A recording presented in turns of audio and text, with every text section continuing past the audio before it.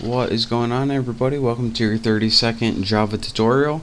And in this tutorial I'm going to be teaching you guys how to pass arrays into methods.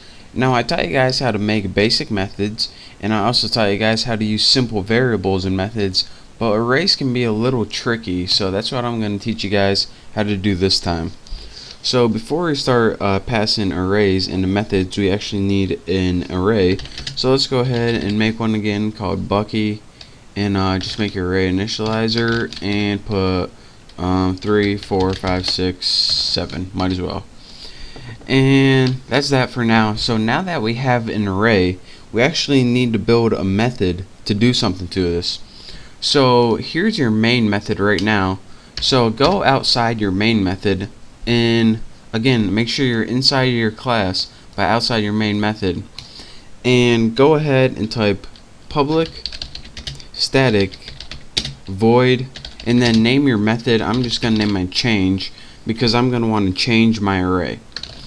Now what you need here is the type and your local like how we built a variable last time. You want to do the same thing, but instead of having just a variable name, you want to put those square brackets over it, and that says that alright, we're going to be building a method here, and it's going to take a parameter of one array.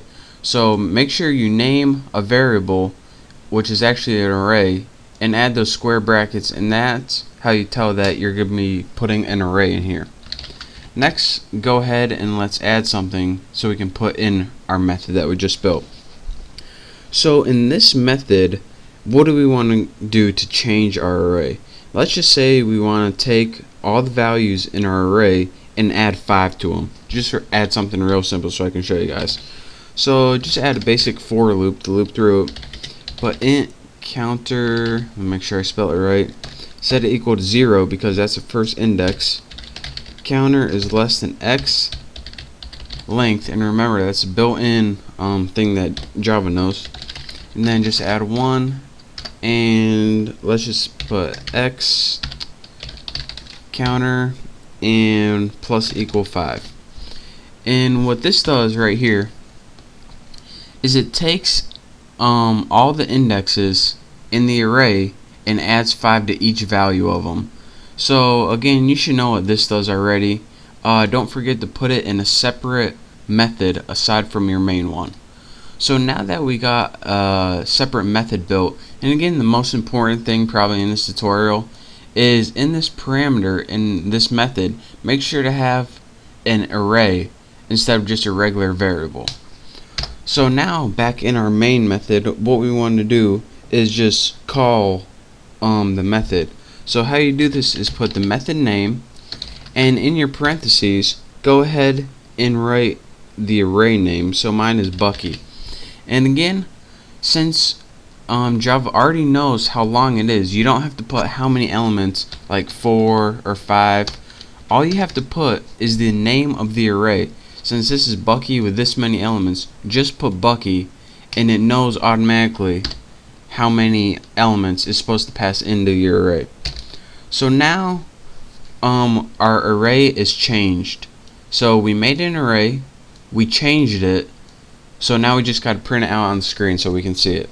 So let's use that enhanced for loop that we talked about in the last tutorial. And once I get my parentheses, int y, again this is called Bucky, and let's just put system out print line, and we'll print y.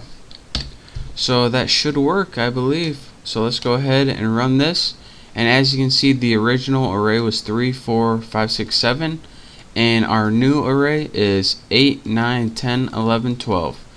So it added 5 to the array which we wanted to do. So let me show you guys one last time what this does. We made an array like we did a million times called Bucky 3, 4, 5, 6, 7. We next said, alright, take that array Bucky and pass it into the method change, where it says, alright, where's the method change? Oh, it's down here. So I took that array. Now what am I supposed to do to it?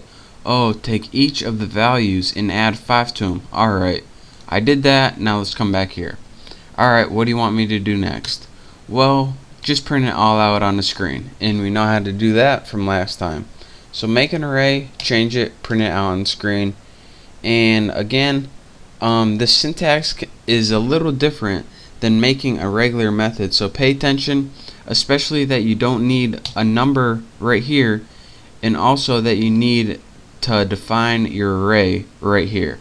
So aside from that, it's pretty simple. So pay attention to that, play around with it, and get good at it. And then once you're good, you can move on to my next tutorial. So thank you guys for watching. I hope you learned at least some of this.